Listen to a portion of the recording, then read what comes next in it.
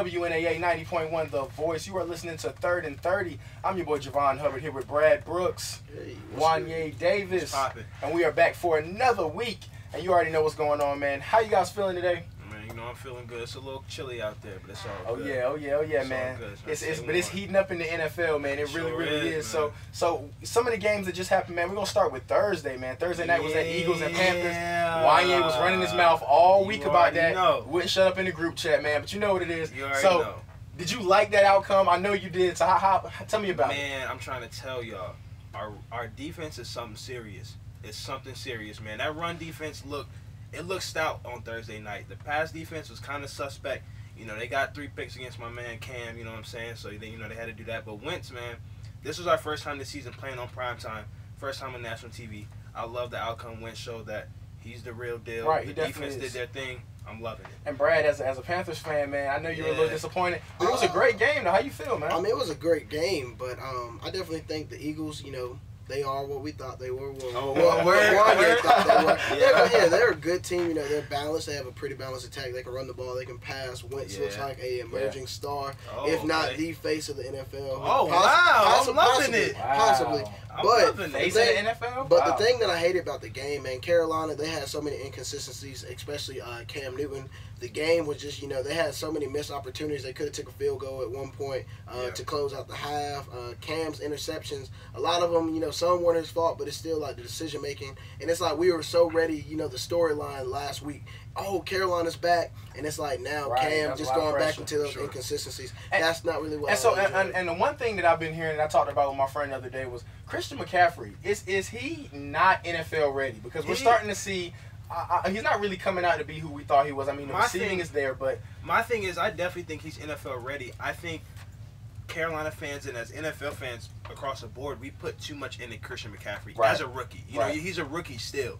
You can't rely completely on a rookie. You just can't. Do you think the Panthers utilize him correctly? I mean, they utilize him a lot. Yeah. I mean, in the slot, at receiver, he runs. He gets at least 8 carries. I feel like they should. I feel like they should run the ball with him more. I feel like they run it with Jonathan Stewart. But like on Thursday night, one thing I told Brad before the game is that Carolina's offense is predicated off the run. If they can't run the football, they can't pass. They're not going to be able to pass. And you saw Cam throw the ball, I think, at 40, 48, or 50 times. Right. He can't do that. He can't do that. That's something that, Aaron Rodgers maybe can do. A select few quarterbacks can do. You're not going to be successful when you throw the ball 50 times with Cam. They couldn't establish a running game. I think Cam led the entire team like 71 rushing yards. 71. And Jonathan Stewart had like negative total yards. It was bad running the football. So if they can run the football, Carolina's a good team, but the Eagles' run defense was just too stout. So moving forward to the next game, guys, one kind of thing that was kind of sad to see, Aaron Rodgers went down with a collarbone issue again, kind of like the 2013, kind of reminds you of that a little bit. So how do you guys feel about that? Brad Hundley in the driver's seat now.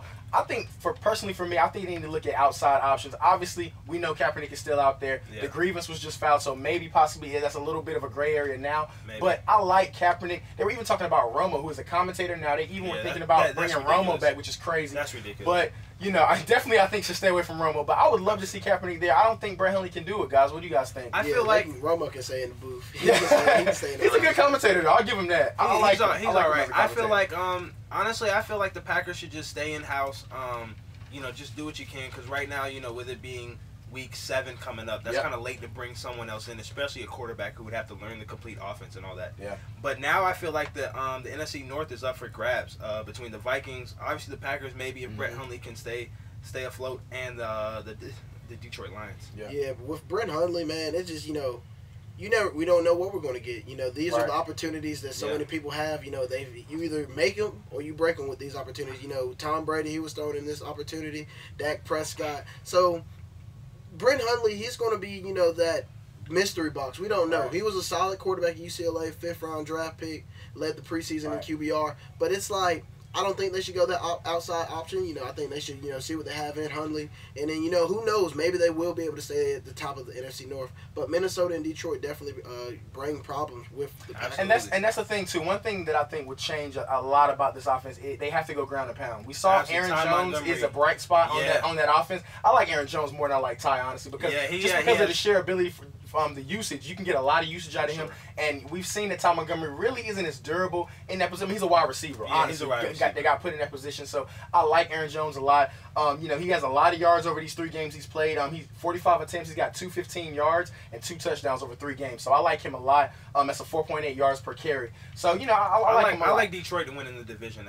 I definitely think so. But the thing about Detroit though, the Saints defense, which everybody's talking about us, we're starting to click. We're starting to get some things right on defense. I like Lattimore. I like what he's been able to do on defense. So that's a good thing for us getting that 52-38 win. Patriots getting that. It was a little bit of a shootout at first. It was a bad win. They got the win over this the Jets. This has been so bizarre, like how we were speaking on earlier. This is probably the worst we've seen the Patriots ever since they started dominating the NFL. I think this is the worst team he's had. I mean, they were down 14-0 to the Jets at one point. That's unacceptable from a Bill Belichick coach team. I don't know what's wrong with them. They put a lot in that defense. They signed Stephon Gilmore. They put a lot into that defense, and the defense just hasn't shown up. I think the loss of Julian Edelman has really, really hurt that offense because Tom Brady's holding the ball entirely too long, and he's getting hit a lot. I don't know. Something we're not used to seeing at all. I don't know what they're going to do over here. Can you spell this word for me? Do you know how to spell relax? RELAX. Yes, it's okay. This is the worst Patriots team that we're looking at. Outside looking at, the defense looks rough. Offensive line hasn't really been protecting Brady that well. They had, like you said, they struggled against the New York Jets. 14-0 at the half. But the thing is, they're winning. And I'm looking at the AFC East. The Bills, they got off to a hot start, but it's still the Buffalo Bills. Their quarterback is Tyrod Taylor. Right. New York Jets, they've snuck in more wins than what we assumed they were going to do, but it's still the Jets. And the Dolphins, I don't trust Jay Cutler. Absolutely. I mean, of course not. And it's still the fact is, the NFL was a game-by-game thing in the week. We saw the Kansas City Chiefs. They lost. They took their first loss to a team that they usually have struggles with the Pittsburgh Steelers. And I just think, Tom Brady, what he's been able to accomplish in the playoffs, we shouldn't really hanger our minds and words. Regular season. Yeah, you can't. But the AFC is looking good this year. I mean, but it's still Brady has ran through those teams time and time again in the postseason. Right.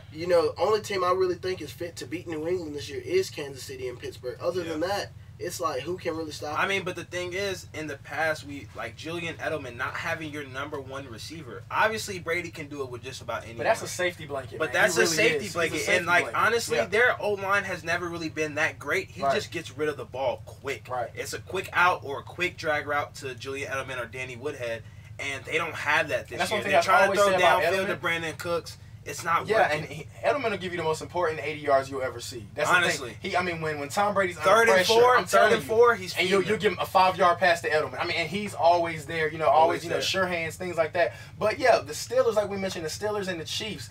The Chiefs caught their first loss of the season. Yeah. So, do you guys think they're still okay? To me personally, I think they're fine. I think absolutely. they'll be fine moving forward. They don't have anything to worry about. They've got some difficult matchups coming up though. That's one thing that kind of does worry me. But the way Alex Smith's been throwing the ball, one thing that I do want to see a little bit more of is I want to see more picks. I want to see more turnovers on defense. That Ron Parker, people like that, Marcus Peters. I want to see those big names get those defensive, plays that we know that we've seen them make in the past. Exactly. But they're second in points, 29.5, 387 yards per game. That's second, and they're top 8 in rushing and passing. They're within that top 8 for both. So offense is not a problem. I mean, they just had a rough game, and that happens. I mean, you're not going to win them all. You're not going to be on 100 every single week. And I don't think there's nothing to complain about. I think they'll still get the number 1, maybe number 2 seed in the AFC. I still don't think it's I still would have to wait to see if it translates to the playoffs. Right. But I still like them. I don't think there's anything. Yeah, they definitely get on track back next week against Oakland.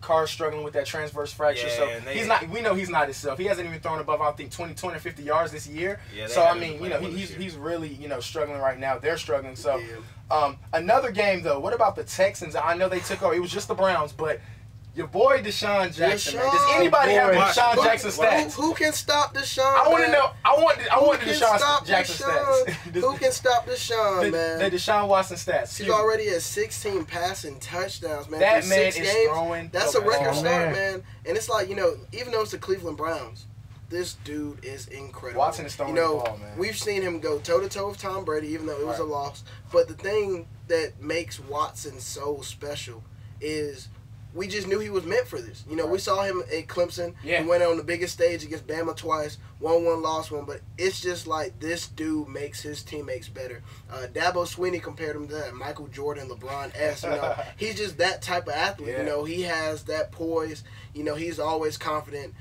Even when he's like moving in the pocket, I saw a play. The defender tried to swipe the ball down from him. He switched it to his left hand. Right. This dude is a He's smart, man. playmaker. He's super smart. And you know the options that they have for him. And Will Fuller. Will Fuller has scored a touchdown every week since he's been back. 5. DeAndre Hopkins. 3 this weeks. is a dude. Pick him up on fantasy. This is a dude. Already did it.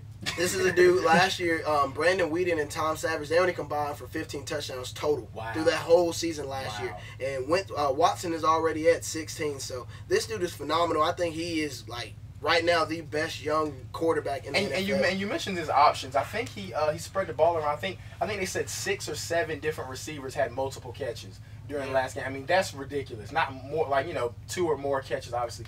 That's ridiculous. The fact that he has the ability to spread the ball around like that, the vision, like you mentioned, that he has. I mean, he's I think beyond his age. I think he's definitely he's definitely a very great quarterback. So speaking of quarterbacks, right? If we had to compare, okay, who is it? Dak?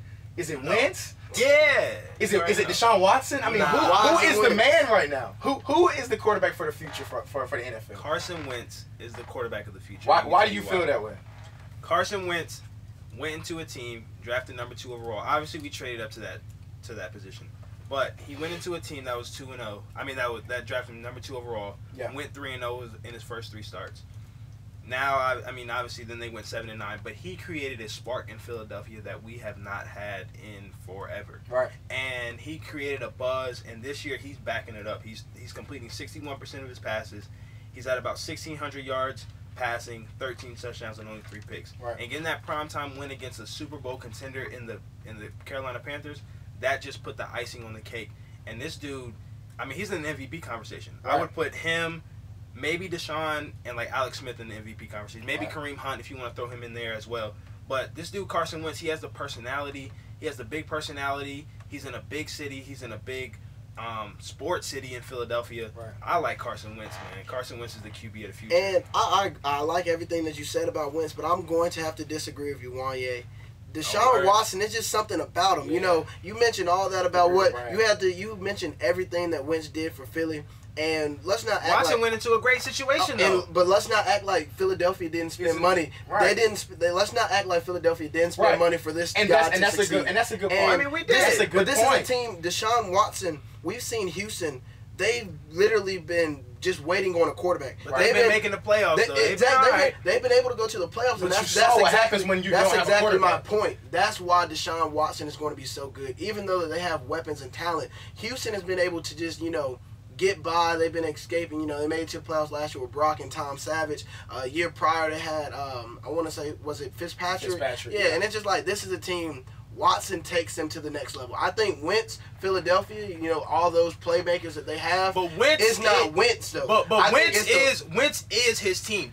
That's J.J. Watt's team. No, Texans is J.J. Watt's team. He's the star of that squad. That's why I'm arguing with you, Wanye. Look, we saw what Philly did so good on Thursday. Their pass rush is phenomenal this year. Their whole front seven. And it's not just Wentz. They have playmakers. So it's just Deshaun? I'm not saying it's just Deshaun, but Deshaun takes them to that next level. And Wentz doesn't? And Wentz has had a whole year on Deshaun. And J.J. Watt has missed seasons. Wentz has had an entire year on Deshaun. Now, just imagine this. If they have played the same amount of games, would you still be saying that Wentz is the team face, that Wentz is the team? No, Wentz was the team last year. That's the thing, though. But it's 2 different positions. You got to look at the Texans. We were saying last season before draft time that all the Texans needed was a quarterback. Right. They had the defense, they had the receivers, they had the coaching, they had the running game. All they needed was a quarterback. I mean, Wentz could have went in there and been doing the same thing that Deshaun is doing. Deshaun could not have gone to a team and been the savior of the franchise.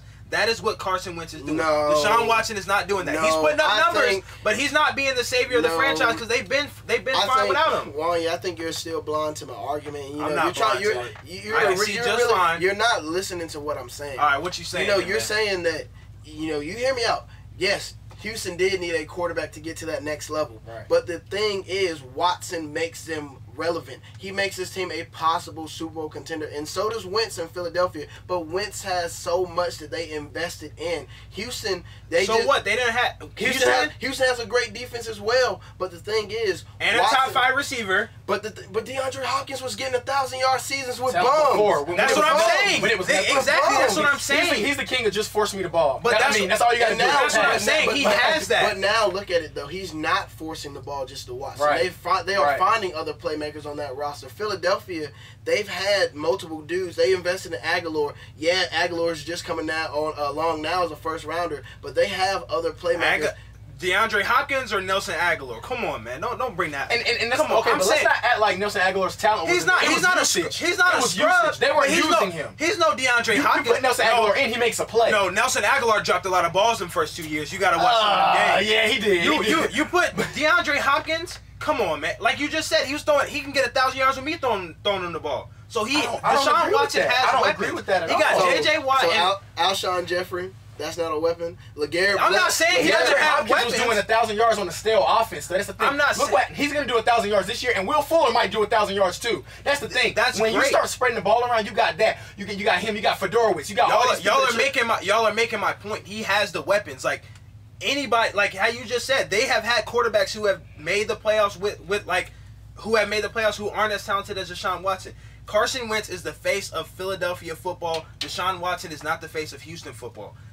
J.J. Watt is. And J.J. Watt's out the door. He can't stay healthy anymore. Well, I mean, he's just not healthy. But that's not. But it's still J.J. Watt. I think in time that'll change though. Soon. I think in time, as far as the biggest star, I feel like it's absolutely gonna be Carson Wentz. With his personality, the city that he's in, the spark that he's given, it's definitely Carson Wentz over Deshaun Watson. I don't know. Carson Wentz. All right. Only time will tell. Only time will tell. Man, I really do like Deshaun Watson. Even regarding this argument, regarding this argument, at the end of the day, Cleveland is an idiot. The Cleveland Browns could have drafted both of those guys. Yep. Yeah. So, they could have had both. They're idiots. So let's just say that. All right, man. A little bit of NBA. NBA starts tomorrow. Okay, we got two huge matchups that I'm looking forward to: Celtics and Cleveland. That's gonna be crazy. Baby. And then you already know we have Golden State and then the Rockets. So 4 teams, that have a whole bunch of new players on it. I'm intrigued. What are you guys thinking for those games? I mean, I've never been the type to really be that interested in regular season basketball games because they're just like, I don't know. It's just like playoffs is something different. Like you just see a different animal out of them dudes, you know. Right. And that's in every sport, but just basketball. It's just so many games that, it's kind of. But it's Cleveland versus the Celtics. Right. Kyrie versus Bron. Is that like how is that going to play out? That's going to be crazy. Then you got the Rockets and the Warriors. Did the Rockets make the moves to beat the Warriors in the playoffs long term? It's a lot of uncertainty. Right. I'm excited though. How much rides on these games though? Not much. I mean, I'd say not much, but not much at all. But a lot of people are saying, these are the matchups that will be, later on that we'll see later down the road. Obviously, so depending on these games, do you think it matters later on because they're going to see each other again? Absolutely not, especially for the Cavs considering they don't have Isaiah Thomas. They got a lot of new pieces that they're going to have to go through and build that chemistry acclimate throughout that season. Same thing with the Celtics. Adding Kyrie, Gordon Hayward. I mean, they have just about an entire new starting 5. Right. And then they got the rookie Jason Tatum. That's another guy who I'm really excited to see this season. And then same thing with the Rockets. They got to work in Chris Paul throughout. So I don't know. It's a lot of things that are going to have to work throughout the season. So who wins each game? Cleveland versus who wins on Celtics? Opening night? Yeah, opening night. I think Boston sneaks one. I think Boston gets the win. I think comes out and makes a statement. Yeah, and Golden State. I'm going Boston and Golden State. I got Cleveland. Bron drops a triple-double. Kyrie goes for 30. Wow. Okay, so really quick, off topic. Saints in an NBA still, but off topic. MVP, okay? If we were to say MVP, I remember you mentioned earlier, I think it was episode 2 or something like that. You mentioned LeBron goes back to his true form this year. Absolutely. We see LeBron do some crazy stuff this year. MVP, LeBron. Do you think that he's the MVP? I feel like he's going to be the MVP because throughout the regular season, Isaiah Thomas isn't going to come back till after the All-Star break. Right.